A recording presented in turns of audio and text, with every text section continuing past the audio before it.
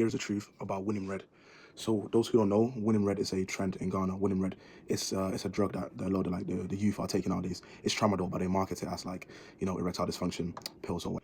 Growing up, we're told that drug addiction is by bad choices. We're told that drug addiction is because people, just made the wrong decisions. But I'm here to tell you that drug addiction is just a side effect of capitalism. Due to capitalism, there's a constant need to streamline processes or streamline anything in order to keep making profit, all right?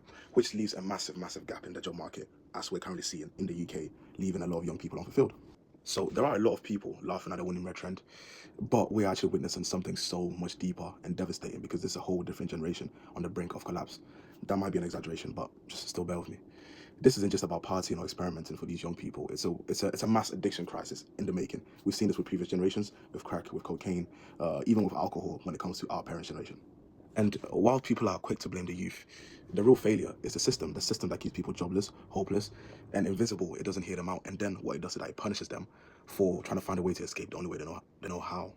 So the youth are heavily being ignored, and they have absolutely nothing to be offered. I've been to Ghana. I went there last year, June, and there is literally nothing for the youth to do. Addiction doesn't just come from nowhere. It thrives in a society where people feel trapped, exhausted, and also hopeless. Also, I'm reading from the screen. So addiction is a very profitable industry. But here's the thing. Addiction isn't just a crisis. It's a big business. The system doesn't just create the conditions for addictions. It also profits from these addictions. Big Pharma pushed opioids, and they know it's addictive, and there are generally a lot of people that are addicted to opioids, and mostly America. Big Pharma's made billions from this sort of suffering and addiction. Alcohol and tobacco companies rely on repeat customers, so they rely on people going back. Addiction isn't a flaw, it's part of their business model. You stand with me? Under capitalism, there's a lot of money to be made from people suffering. It's never about stopping drug use, it's about controlling who profits from said drug use. So obviously I've listed the problems, I've listed what's happening and what's going on, but here are some solutions that could genuinely be so beneficial to all of us, and including the youth of Ghana. Addiction is caused by economic and social conditions. Then fixing it means changing those conditions.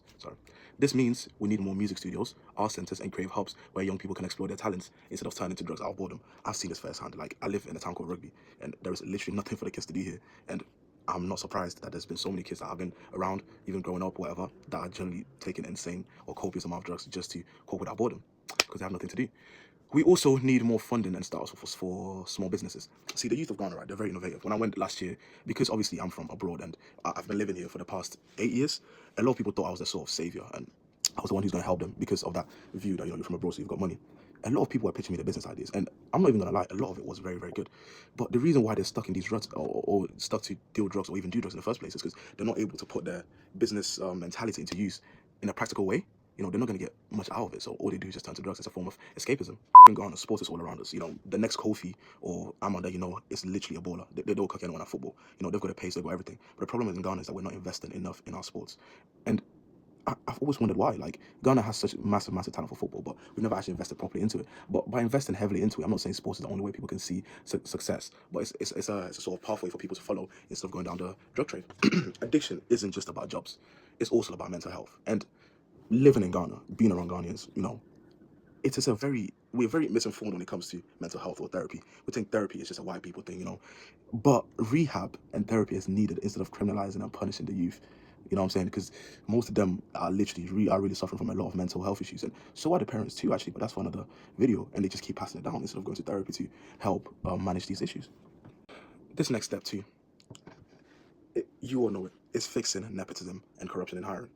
A fair job market. In Ghana, people go to the people with the right connections, not those who actually deserve them. Like, I always tell the story that if I was living in Ghana right now, just because of the people I know, I would have had quite a good job. And it's not because I'm more skillful than the next person beside me, it's just the people that I know personally. So if we had more transparent hiring systems where the youth from all backgrounds can apply and still getting, like, the eye that they had in America, it would solve quite a lot of problems when it comes to these nepotism issues. And this final point, you cannot fix addiction without fixing the system that fuels it. We're told addiction is an individual failure, but it's actually a failure of the system that is trying to keep up with its colonizers' standards. If we actually want to end widespread addiction, we have to create a society where people don't need to escape from their own lives just to survive. So yeah, safe.